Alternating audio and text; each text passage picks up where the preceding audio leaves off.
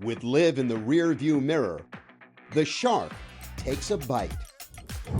I was involved for 4 years. Yeah. The first 18 months, 20 months was brutal. You mean in terms of criticism? Brutal in all aspects of lack of understanding, lack of willingness to sit down. I have seen a quote from you where you said that looking back over the last couple of years, that there are things that you would have done differently. Probably getting in the car and driving up to Jacksonville and just sitting in Jay Moynihan's foyer outside his office until he gave time. That probably would be one of the things that I would have done. Golfer, businessman, brand, and lightning rod.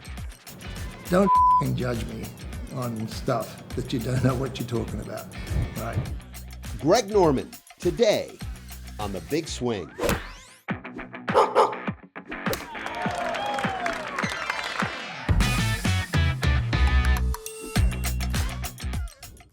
Hi again, everyone. Jimmy Roberts. So glad you could join us here on The Big Swing, where we talk the business of golf. Maiden voyage today here on Golf Channel, and we have got a good one for you.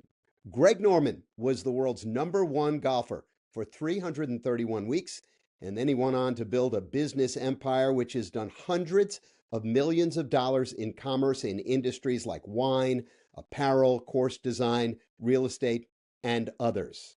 Of course, most recently, he's been in the news for having been the CEO of LIV Golf, which he led until his contract was not renewed a year ago. Norman and I sat down together in his office in Florida last week. Here's the shark. Do you think that a bigger part of your identity is as a businessman or as a golfer? I think it's evolved into a visionary businessman, to be honest with you. Look, I just read an article last night about golf and where golf is today, and the fact that there's two words used, that I use the word free agency with the world of LIV and the players, which is true. I've been a staunch proponent of that because, again, going back to my day. And back in 1993. Exactly right. How does the individual monetize their IP in such a fashion that we can create generational wealth? And I've quietly say it, and people interpret it a different way, but now you start seeing people now going, oh, okay, that's what he said. He might have been ahead of his time. So that's why I use the word visionary, right? You know, from my perspective, I've been pretty quiet about it all, to be honest with you. I know, we haven't really heard very much from you. No, I've been pretty quiet about it all because you've got to let the dust settle. Now, I'm not the smartest guy in the block. I'm just the one who thinks that I see an opportunity and I go after it. I use this terminology a lot, virgin space. And the virgin space in golf was team golf. It worked with the Ryder Cup and it worked with the President's Cup. Why couldn't it work with the individual team? It's just a matter of your proof of concept, and the execution on that has to be methodical, and it has to show growth. It's got to show continued growth to be able to get to where we say, okay, these team values are this. Now, I can tell you, as when my employment agreement came up with LIV, I saw the values of some of our teams in a period of 18 months go from here to here. Value, where would the market for those be? Well, it depends on the team. Right. I mean, No, what I mean is, the value has to, if for the value to be judged, there would have to be a buyer, right? Or a market. Or a market, yeah, definitely. And look, when I was there were people expressing interest straight off the bat. Hey, can we buy a team? Really? Well, look at SSG, and look what's happened with TGL. I mean, I would say apples to apples, right? I would say the value of our global teams is a little bit different than the value of TGL. I'm so happy for TGL. I hope it's a screaming success, because it's resonating to what the audience wants. You think so? I do. Now, everything's got to be refined as it goes along, Jimmy. It's got to be improved each year, right? It just can't stay status quo and let the consumer absorb it and say, this is what you're going to get. You've got to continually evolve. Right? Well, it's evolve or perish. I would imagine it's probably that way in a lot of businesses, right? Sure, 100% it is. 100%. Yeah. Listen, I didn't come in here to talk exclusively about LIV. Of course, No. you'd know I want to talk about it at some point. Yeah. But there's a lot on my plate here to talk to you about business. I think that most of the people who are watching this are probably seeing you for the first time, talking about business, talking about golf, talking about LIV, since you've left LIV. And I think there are a lot of questions that people are curious about. You took a lot of heat when you got involved with it, and over that period of, 4 years? I was involved for 4 years. Yeah. The first 18 months, 20 months was brutal. Listen, brutal you mean in terms of criticism? Brutal in all aspects of lack of understanding, lack of willingness to sit down, to understand. Now, if you don't even sit there from the beginning and understand the opportunities that private equity, and we all have an understanding of roughly what that investment that LIV has put into, or the PIF has put into it. It's not my position to give the number, but there is a significant amount of money put in. So if that money was in for LIV, but it was also in for golf. But if you're not going to sit down there and understand that, and if you create a beachhead right from the beginning, that creates a problem. And so I took a lot of heat for that. That had to have hurt. It did hurt, Jim. I'm to sit here categorically and tell you it hurt a lot, but I had to stay on the high road by not getting into the minutiae of these arguments. And I did that respectfully and methodically, and even though I wanted to lash out at times, I couldn't, because it was for the betterment of the game. So when I got this opportunity to do something for golf that was different for the players, for their free agency, for them to put on a pair of blue jeans and a white t-shirt and just go make money beyond, look at Bryson DeChambeau, what he's done with YouTube. God bless you, Bryson. I love that for him, right? The opportunity opened up because we gave him that opportunity.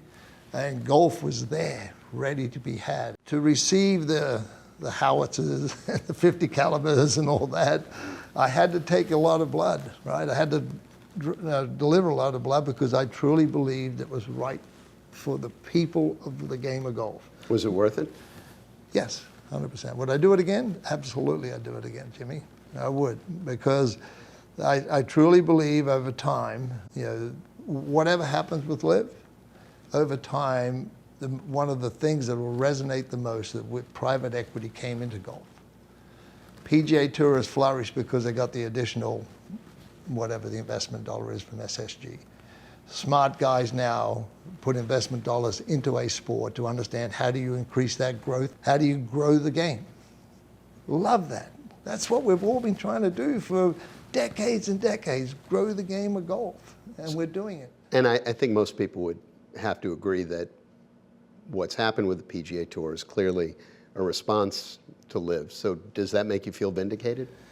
Look, people have used that word vindicated with me a lot. Do I feel vindicated? No, it's the recognition of the reaction that what they had to do to see that, oh boy, this is where golf is going to go, or potentially could go.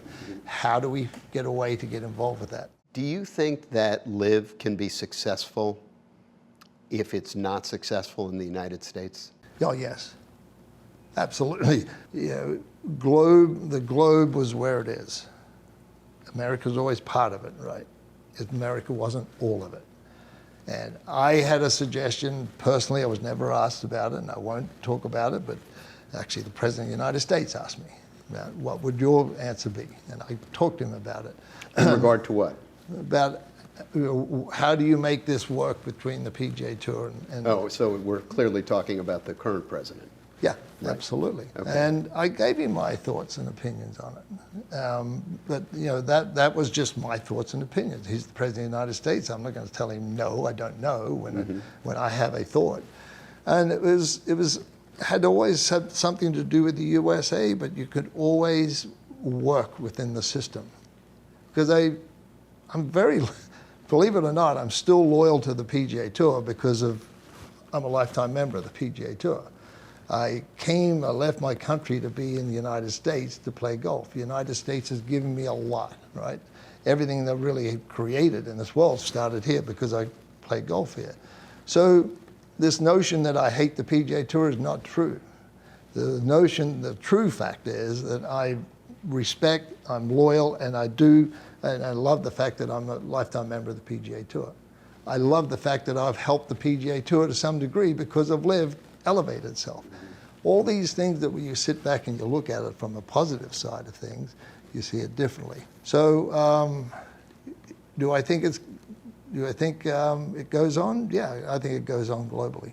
Some pretty harsh words were exchanged. I mentioned that before. Have you had an opportunity, or have people reached out to you within the last year to kind of mend some fences at all? Zero. Really? Zero. That surprise you? Disappoint you? Disappoints is the right word. Yeah, disappoints me. I think from that perspective, you know, when people step back and go, okay, look, I would happily sit down with anybody, right, and talk about the situation.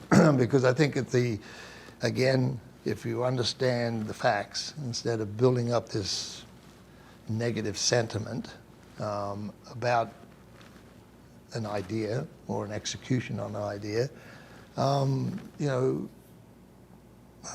what's a better way of putting this?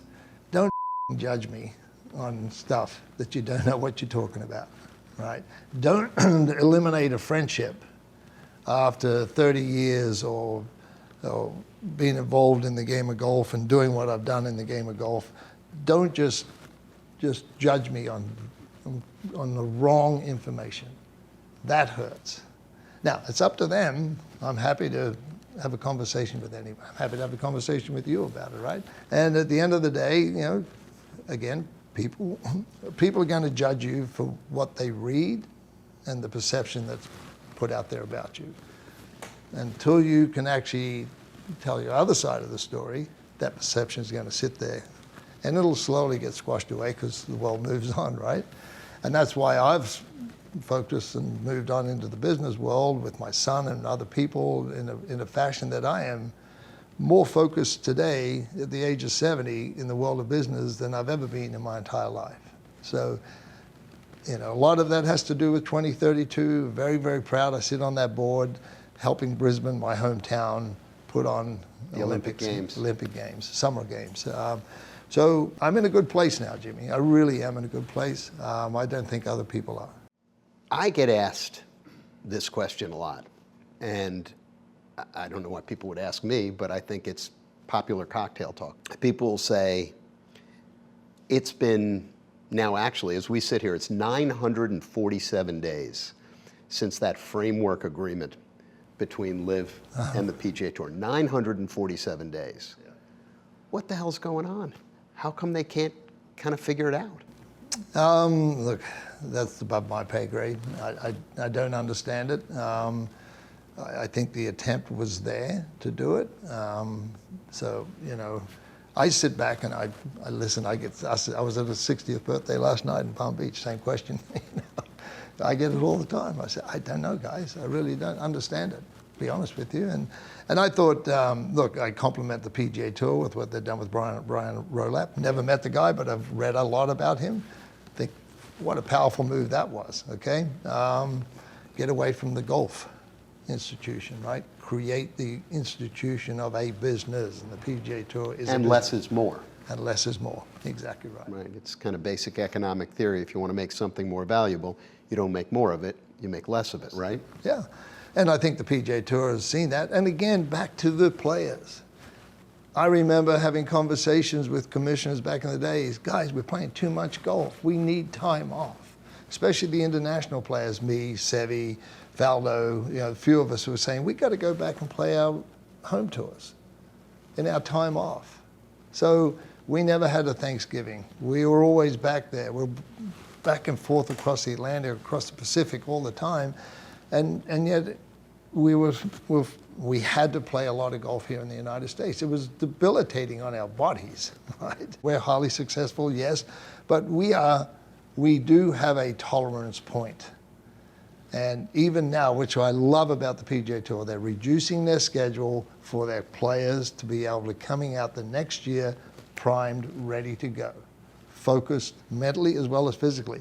One of the key topics of conversations we had with the players in the early signing days of LIV was just that topic, health and wellness. And most of the players focused in on that and the fact that, oh my gosh, okay, now I've got all this time off at the end of the season. I can go do this rehab. I can do this. 4 months is a long period of time, and that's a lot of time to correct your body to get it ready for the next Well, one. that's kind of the way it used to be, is that the last event on the schedule was the PGA Championship, at least in the United States, and then there would be what we always refer to as the silly season. Yeah, that's right. A number of events, with all deference to the shark shootout. Yeah, thank you. But, and then it would start up in Hawaii with the Tournament of Champions, and there was a natural off season. Let me move back to one thing that we were just talking about a moment ago. So Brooks Koepka has decided to leave LIV. The optics, I would imagine, for LIV are not good. What do you make of that? Look, I was intrigued by it as well, too. I knew Brooks very, very well. I spent a lot of time with Brooks understanding team value about the smash and how to build it and where to go. Brooks was very engaged on how to understand how to build that value. So I was surprised, to be honest with you. Do you think he bought in? Into the team concept? Yeah. Oh, absolutely. I mean, the conversations I had with him, I mean, it'd just be one-on-one. He'd come to my room for dinner, and we'd sit and talk about it. And he said, hey, how did you build your brand? How did you do this? How did you do that? And I don't mind sharing. No, I won't share it. But anyway, I would explain to him, it takes time. I said, from my brand, from Reebok days to when I was endorsed player to Greg Norman Collection coming out, it takes 15 years to build a brand to any significant value where it goes on in perpetuity. But there's a process of going through the foundation of how you build on that, right? The team around you. I said, Brooks, and I don't mind sharing this one. I said, Brooks, your priority is to be the best golfer you can possibly be. You cannot run a team. You cannot be the best player in the world winning major championships. You cannot do this and this and this. Stay at this, number one, golf. Number two, go hire the best people you can around, which we helped him with, get the right people around him. So I was surprised, to be honest with you, that him debate. There might be other reasons, but very, very surprised. And I have not spoken to Brooks either. Yeah. So help me understand something. We're talking about the team concept. And I think this gets to the heart of the entire issue of LIV. Here in the United States, my sense is that it just doesn't seem to be getting any traction. But for instance, your hometown, it was an enormously popular event. In Adelaide, in Adelaide. I get back to the question of, can LIV survive without being financially successful in the United States, but being vibrant to other places? Look, I think, again, how do you transition? How do you keep growing? In my personal opinion, if you want to ask me a question here, now that I'm away from LIV, I think institutions owning a team, as well as individuals owning a team, is a very viable proposition to look at. Now, what do I mean by that, Jimmy? Let's just take a team out of Japan, okay? Imagine if Japan Tour owned the team. Now they cycle their players through. Right. Now the team develops the revenue. The institution within Japan creates revenue out of that team, and they have an ownership of that team. Well, you tried to do that also. Wasn't there an Australian, you had Leishman and Cam Smith on one team, right, and developed some kind of national identity? Yeah, absolutely. Australia has that. Yeah. But does every team have to be owned by an institution? No. No, absolutely not. But could you have a PGA Tour team, and you have 4 events in the United States and 9 elsewhere in the world, or whatever the number it is that they end up being at? Could you have a Korean Golf Association team? Could you have a Japanese Golf Association team? How about a European team? Right. An American team? There's 4, right? And hallelujah, all of a sudden now you're creating value within the institutions. Now the institutions are invested into growing those teams. So I'm not the first person to mention this, but how about an event where LIV, the best of LIV, played against the best of the PGA Tour? We suggested this, I think it was at first 18 months to 20 months, when all the hoopla was going on. Our players wanted to do it. And us versus them. Yeah. Mm-hmm. To prove that, hey, we're still the golfers, whether we're playing on the PGA Tour or LIV or European Tour or Australia, we're still the golfers, right? And I thought that was a tremendous opportunity to do that, where 50-50 split. Whatever the profits come out of that event, LIV gets 50 if it plays in a LIV event, and then you play back in America and you rotate it around. My guess is that they wouldn't have wanted to have done that because it might have legitimized LIV at a time when they felt, that they held the upper hand. Well, you might have to ask them that, but Okay. Yeah. You mentioned Reebok. I want to get into that a little bit. 1992, does that sound about right, when you got involved with Paul Fireman? No, it was the late 80s when I signed with Reebok. And we started, I think we started GN Collection around early 90s. Yes. Okay. Yeah. So I'm fascinated by Paul Fireman, who, for those who don't know, is the man who bought the domestic rights in the United States to what was a British brand and really elevated it. And one of the things that he did was that he forged a relationship with you. Tell me what you remember about those days and what you might have learned from him. Oh, I learned a lot, Jimmy. Number one, I was an endorsed Reebok player, right? Nike was asking me to come represent Nike. And then Reebok and Nike were going back and forth in football. Remember those days, right? Obviously Nike was the number one. Paul had this vision of what he could do with Reebok. Now, what you're saying, he brought the UK brand into the US. It was basically women's sneakers right. into the US. The aerobics. It was basically the aerobic sneaker. So he took women's sneakers and created this massive empire that was comparable to Nike at some stage and with penetration into sport. But he loved golf, and he still loves golf, yes, indeed. And so when I signed on as an endorsement player, we were coming up towards the end of my contract, and I was with the management company at the time. And we're in the middle of renegotiating the extension of my endorsement deal, and Paul and I had this conversation, and I said, Paul, why don't you and I do a lifetime deal? That one comment elevated straight away to Greg Norman Collection. That's how it was formed? That's basically how the conversation started. Now, with the management company, they didn't like that because endorsement deal is an endorsement deal. You're a pass-through entity, and when it's up, you move on. And Paul liked the idea. So Paul and I sat down, and we started designing the Shark logo. So he was like a mentor to you. Oh, he was a huge mentor. I was going to get to that at the very end, because even today, I'll go and have lunch with him and just tell him what's going on and pick his brain. But where he really educated me, beyond anything else, was the art of understanding about how to build a brand through marketing, presentation, consumers, what the consumer want. And he said, Greg, don't go and find out what the consumer loves about the product. Find out what they don't like about the product, and let's fix it. So he said, always focus on the weakness and make that your strength. So I went, okay. And then he said, look, this makes sense to do Greg Norman Collection because of all our distribution channels with Reebok. Yep.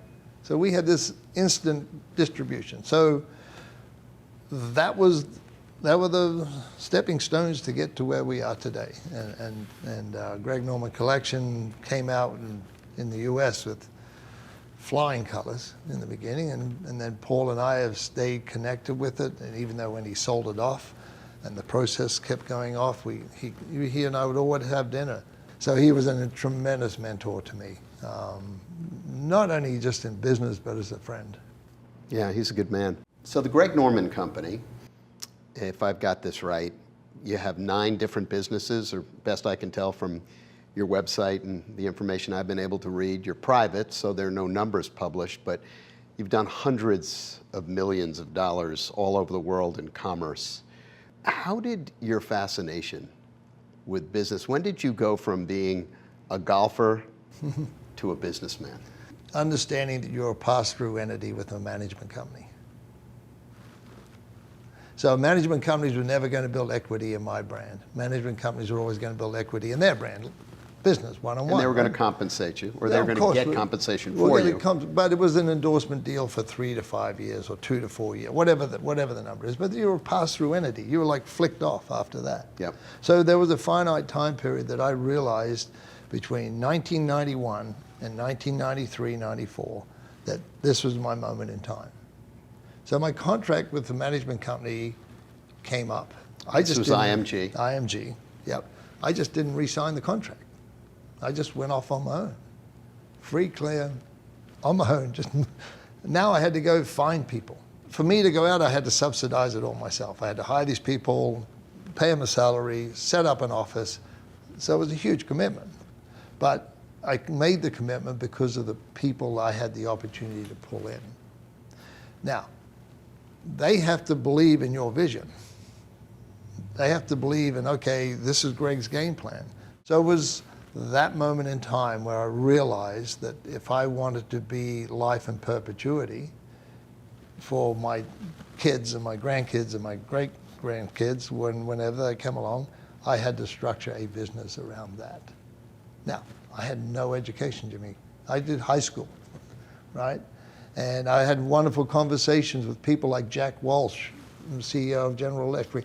These really smart people that I had the fortunate and I was blessed in my life to spend time with individuals like that, even to this day.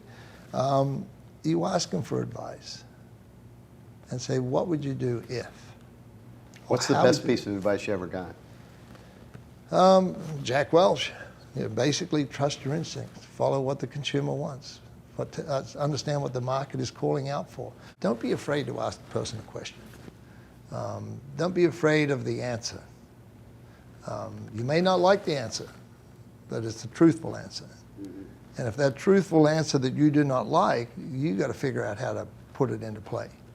So the companion question, I suppose, to best piece of advice is, what's the biggest mistake in business that you've ever made? Oh, it's easy, McGregor. Cobra was a huge success, right? Made a lot of money out of Cobra. I was an endorsed player with Cobra. It was doing like $35 million a year when I signed on. And they signed me on for a lot of money, right, in those days. And they came to me and said, hey, would you want to buy 12% of Cobra? I thought, okay, that's a pretty cool idea. So I said, okay, I'm getting paid this per year. They want this for an investment of 12%. So it's really, no money's coming out of my pocket. So I said, okay, I'm in. But the money has to go into R&D. Okay. So my investment dollars went into research and development. How do you go to the consumer? So my first question was, what is Cobra missing out on? At that time, Callaway just came out with the Big Bertha. The Big Bertha. I said, what are we doing for the seniors and ladies? Well, what are we doing with oversized irons? They've got the oversized driver. How about oversized irons? Boom. Cobra came out with oversized irons. Boom. We went from 35 like a rocket ship. So I thought, isn't that cool? And then obviously the sale of it to Acushnet back in those days. Titleist. Yep. And so that's the victory, but the McGregor. McGregor. So I took some of those profits and I saw McGregor, which had a massive global brand recognition, right? McGregor. And a legacy too. It was Jack Nicklaus's clubs. It was just forget golf, forget McGregor Sport. Yep. Right, balls, everything, right? So I thought, oh, geez, okay, now I'm going to replicate. Well, dumb Greg, you don't replicate it because you can't take the same model that happened with Cobra into another company. So I invested into that, and it didn't go well, and I lost a lot of money, and it was just, that was probably the worst investment and decision I made. You've obviously got a lot going on, but one of the things that you've always been involved with is golf course design. How many courses now? Over 140 opened. And how many are you working on? We are now building 14 or 15 around the world. We have like 23 under contract. But it's been my true passion. That's what I love the most about my business, because I see where the money flows. because over a period of time, you're one of the first to get the call when you're getting, when somebody's thinking about doing a big development. So you know where a couple of $100 million to $1 billion is going to move, depending on the project, right? So you see, it's an economic indicator. It's vice versa. It's a negative economic indicator because I saw it in the GFC. Our account receivables were starting to be pushed out, and I said, there's something going on here, guys. Boom, GFC. So when the GFC hit, I said, guys, GFC, the global financial crisis. right? So when that hit, I said, okay, let's be on the front end of this, and let's be ready when this thing gets resolved, and we were. So golf course design to me has been a huge, huge part of who I am, because it's allowed me to get connected with governments, PPP, public partnership, with governments and all that. And it morphs out into FDI, foreign direct investment. Use right? a lot of initials. Acronyms? Yeah. But it morphs out into all that because, again, when you're involved, 18-hole golf course, is it expensive? Not in the overall scheme of things. Is it an amenity that's a necessity? Yes. Right. So you're part of this. You're the axis of this whole thing. So golf's got to start, then the vertical starts, then that's how I get involved. And the hotel, and then the hospitality. Right. Wine, beef, clothing, Greg Norman branded real estate. All this stuff emanates from that.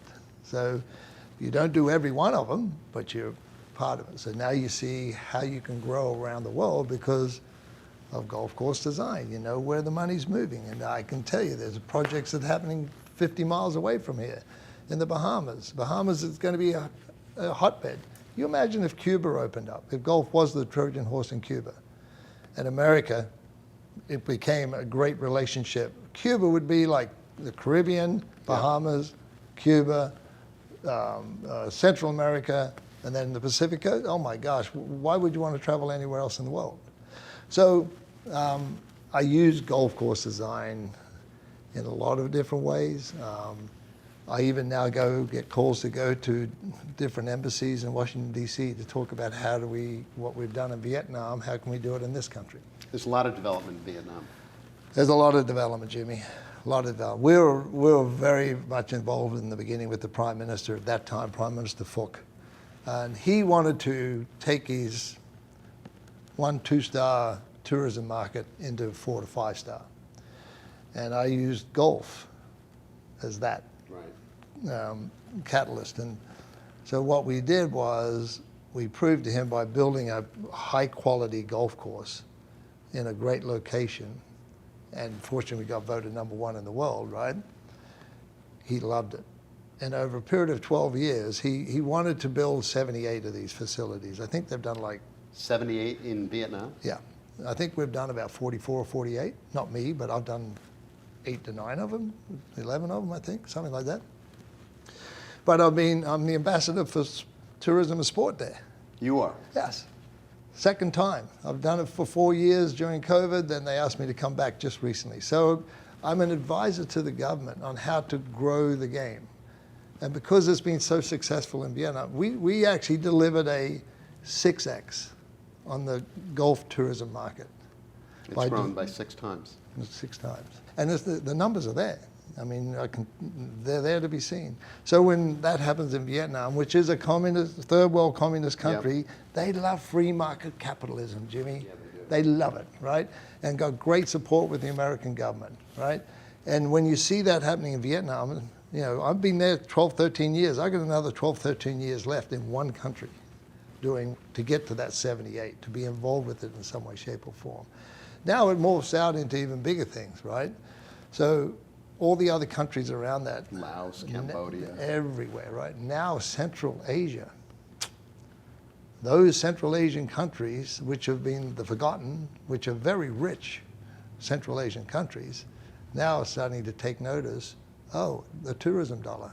How do we capture that? Golf is the tip of the spear in many ways, isn't it? Jimmy, I've been saying this for 30 years. Just live, survive? Yeah, live and survive. Yeah. Yeah. They've spent a lot of money.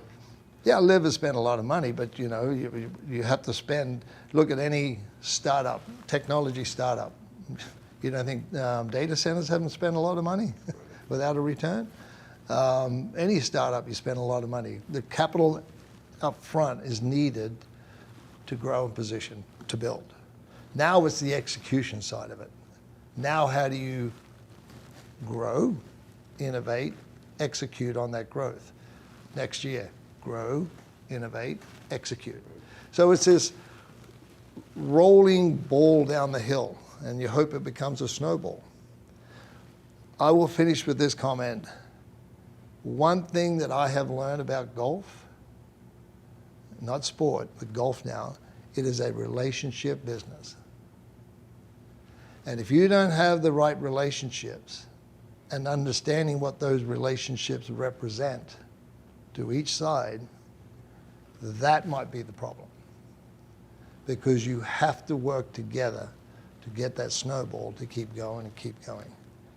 I've recognized that, and that's why I'm pivoted away to sport and helping, how do I grow, if I grow the world of sport through what I just talked to you about, the opportunity of the future of sport, then I will actually help grow golf too.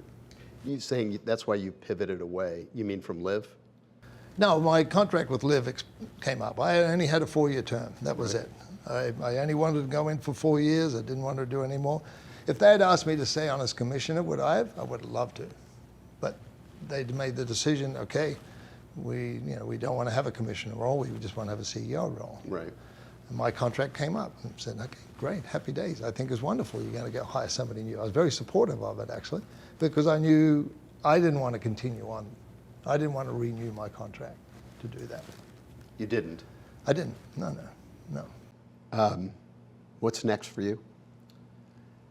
Oh, look, I'm very excited about my next 7 years, Jimmy. Actually, 6.5 years now, because 2032 Brisbane Olympics. Yeah, we didn't even get to that yet. No, we haven't got to that, but I'm extremely proud of that. When the government asked me to sit on the board of 25 at the time, representing them as a business person, entrepreneur, to help, because obviously with LIV it helped a little bit with what we did in sport, innovation, all that stuff. I accept it with great honor, to be honest with you. And it's been the funnest thing I've ever done today. It's been heavy lift because we're in the early processes of picking stadiums and doing all that and understanding it. But when we come out with our vision statement, when we're coming out with our emblem soon, with all this stuff that we're actually building something from nothing, right? And kind of like a LIV, kind of like a Greg Norman company, kind of like all this other stuff. Brisbane is the smallest city to ever host the Summer Olympics, right? Brisbane, Australia is the 3rd time the Olympics is going to be held there. Melbourne, Sydney, now Brisbane, 56, right? 2000, and Correct. 32. Correct. So I see Australia the basement to one of the greatest growth corridors in the world today, and that's APEC. That's everything from the GCC to the Pacific Rim, or basically India to the Pacific Rim.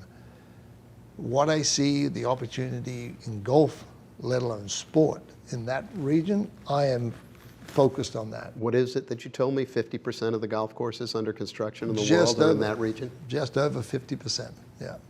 And to see that and to see the growth in certain countries that I've been involved with since day one. And just wait until Xi Jinping opens up China, takes the moratorium off golf course construction in China. My gosh, Katie by the door. I can't let you go without asking you about your opinion on what kind of impact the Olympics has had on golf. What do you think? I think massive. I think the Olympics have got to be fiercely focused on maintaining the best players going there. How do you maintain the best players? LA, fantastic, Riviera, right? Venue, right? The players speak. And obviously with LA coming up, everybody wants to go play Riviera because it's one of my favorite golf courses in the world. It's everybody's favorite exactly golf right. courses. So you go, okay, venue. So from an IOC's perspective, you've got to sit back and make sure, okay, wherever we go in the world, we got to take that golf growth into there. And the only way you can grow golf is making sure the best players get down there, right? Male and female. So we talk about that. Actually, got a call at 5:45 this evening with the team out of the B32, we call it, about that. Specifically B32. Yeah, B32 we call it. So at 5:45 tonight, I'm on with the team talking about golf and what we're going to do in 32. Get ready to spend some more time on a plane. Yeah, yes, 100%. And the other thing that excites me, I'm involved with data center build, specifically in Australia. Involved with this company out of Singapore. I sit on the board of the company, and I've loved that, right? And basically, data centers is a real estate play. Oh, yeah. So, real estate and energy.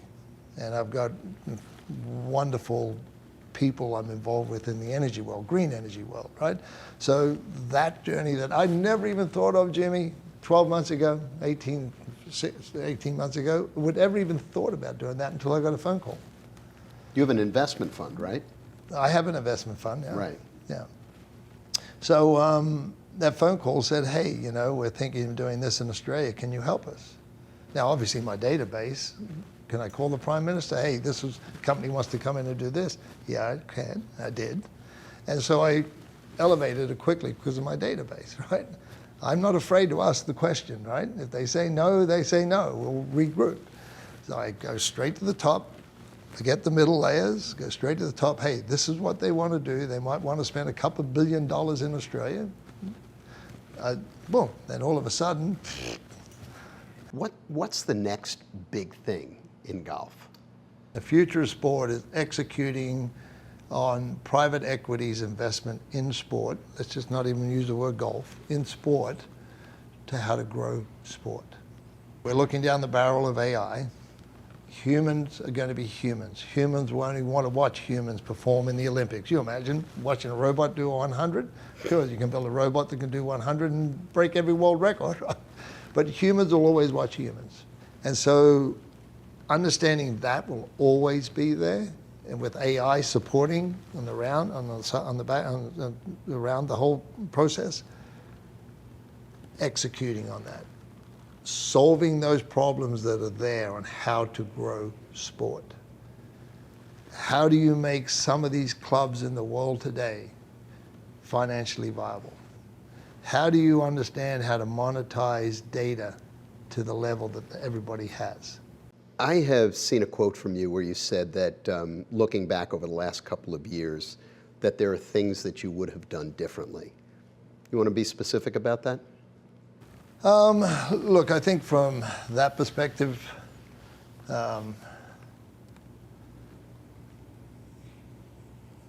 probably getting in the car and driving out to Jacksonville and just sitting in Jay Moynihan's foyer outside his office until he gave time. That probably would be one of the things that I would have done. I reached out multiple times. Mm-hmm. So did the chairman of the PIF, reached out multiple times, and so I would leave it at that one. There's a few others, but I'll leave it at that. One last thing, and just so we're clear, this has absolutely nothing to do with business, but everything to do with the people we meet along the way who conduct it. At $250 billion a year of total global economic impact, golf is a big business, but at times not much more than just a small world. I was reminded of that last week. I went to a small get-together which raised a substantial sum for a good cause in the name of a great guy.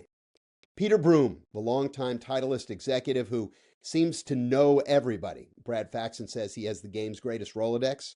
Peter has ALS. ALS sucks. It took Bruce Edwards and the pro golfer Jeff Julian. 7,000 people a year in the United States are diagnosed with this slowly but surely creeping scourge that leaves the body a useless husk before eventually snuffing out life. And the numbers are just going up. In the next decade, it's expected they will rise by 70%.